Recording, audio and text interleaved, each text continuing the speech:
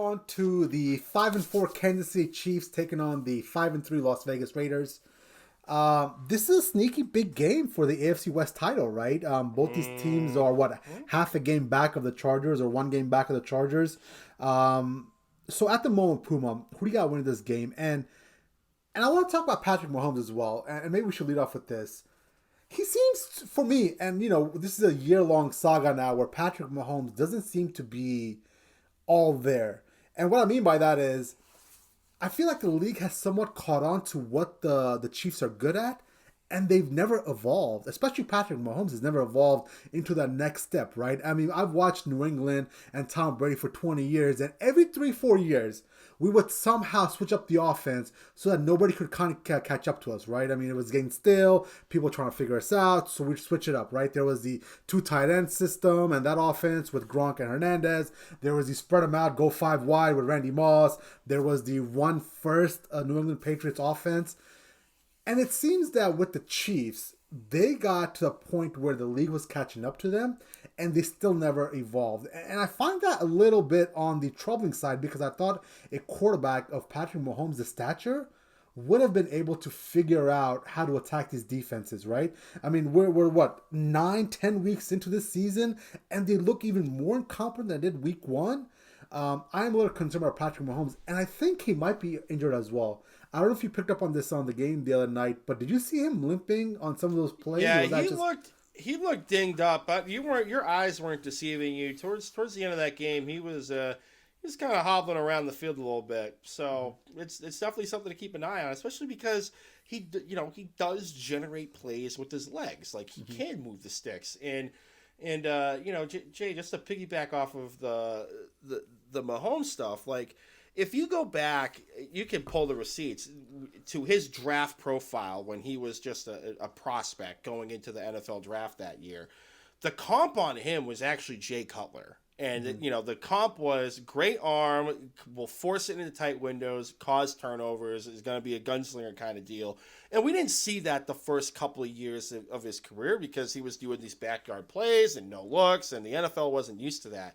But now, like you said, Jay, the NFL is starting to figure it out. We're going to play 2 high safety. We're going to give you everything underneath for you to nickel and dime us like he did against the New York Giants, where essentially Tyreek Hill was Wes Welker 2.0 with like 12 receptions, 95 yards, and a touchdown. He started to take the stuff underneath. But now, I mean, he's trying to force the ball over the top all the time. He's being reckless with the football. I said it on the last segment about the Packers. He got bailed out. He should have had 2 interceptions. One was called back for a penalty, and then the other one, I believe, Jay, were they both called back for penalties? One was like passing interference. I think somebody was offsides, if I'm recalling correctly. But one of them was definitely called back on a penalty. He got bailed out big time. But we're starting to see this. He's not being patient. He's not taking the stuff underneath. He's trying to play hero ball, and these defenses are starting to figure him out. And it's starting to trickle down on the sideline. Like we saw it against the Giants, where Travis Kelce looked like he wanted to be anywhere but at Arrowhead. And then we saw it last week against the Packers when Travis Kelce starting to get visibly frustrated on the sidelines. And I don't know how much of an onus is on the head coach to like actually draw up some quick, easy completions to get Mahomes in a rhythm. Do we want to start taking the heat off of him, start running the football a little bit more? I don't know what Kansas City is going to do, but they need to figure it out. Well, Puma, this is the crazy part about this is there are people wide open underneath. Yeah, I mean, even Kelce, he could have had 2 touchdowns. There was a play against the Packers, and I'll send it to you after we get off the line. He's in his end zone. He's dropping back. It's 3rd down. They need about 9 yards to go. Travis Kelce runs an out route about 7 yards. And then Travis Kelce is pointing to Pringle, who's wide open at the sticks. I don't know if you saw his play or not. But instead of taking that check down for the 1st down to Pringle, who's wide open, he launches it 60 yards deep down the field to Tyreek Hill. And I think at the core of who Patrick Mahomes is, he's not a humble guy.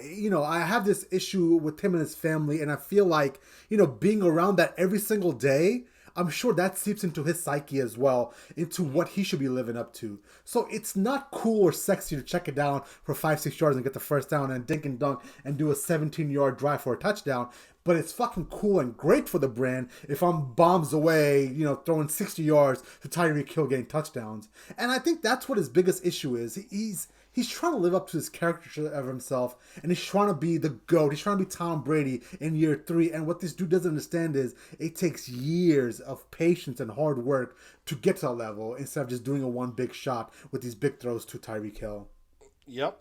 Exactly. And this is a primetime game. Everyone's going to be watching. I think he's starting to feel the pressure. Mm-hmm. And to get to the game preview, Jay, and I'm not saying this as a homer. I love the Raiders in this spot. Mm-hmm. I mean, last week you had the Henry Ruggs situation, okay? Yep. Then you had the Damon Arnett fiasco threatening to kill people on Snapchat. Oh my God. But I was thinking about it right before kickoff. The last 2 years the Raiders traveled across country to New York to play either the Jets or the Giants in the 1 o'clock time frame. That facility has been a house of horrors. They lost to the Jets, who at the time 2 years ago were winless at that point. They barely held on against the Giants last year, if I recall correctly. And this year, they were clearly the better team, in my opinion. There was just a couple of bonehead, play calls. You're down 4. Instead of just going for a touchdown, a 4th down on the 7-yard line, we're going to kick a field goal, and naturally Carlson misses the field goal. Derek Carr, who's been playing great this year, threw a back-breaking interception, and then I think there was a fumble on the last drive of the game. So I love them in this spot. I think, this defensive line of Carl Nassib, and then you have Max Crosby and Yannick Ngakoue starting to look like himself from his old Jacksonville Jaguars years. They're going to wreak havoc on this offensive line. They're going to be getting after a possibly injured, compromised Patrick Mahomes, and we've already established they're not going to change what they're doing. They're not going to run the football more against a defense that can be beaten on the ground. So I think this is an opportunity for a middle of the pack ish secondary or pass defense, I should say, for the Raiders. And the defense for Kansas City just has started to gradually show inches of improvement. But against Darren Waller, Deshaun Jackson is going to be in the fold to fill that Henry Ruggs role, which I love that signing, by the way. Just run a straight line, Deshaun, and Derek Carr is going to just take it over the top with you. I love them in this spot. I love the Raiders right now. They are a 2.5-point dog. The over-under is 51.5. I love the over in this game. They've both averaged about 30 points the last 2 years they've played each other, and I love the Raiders to win outright at home.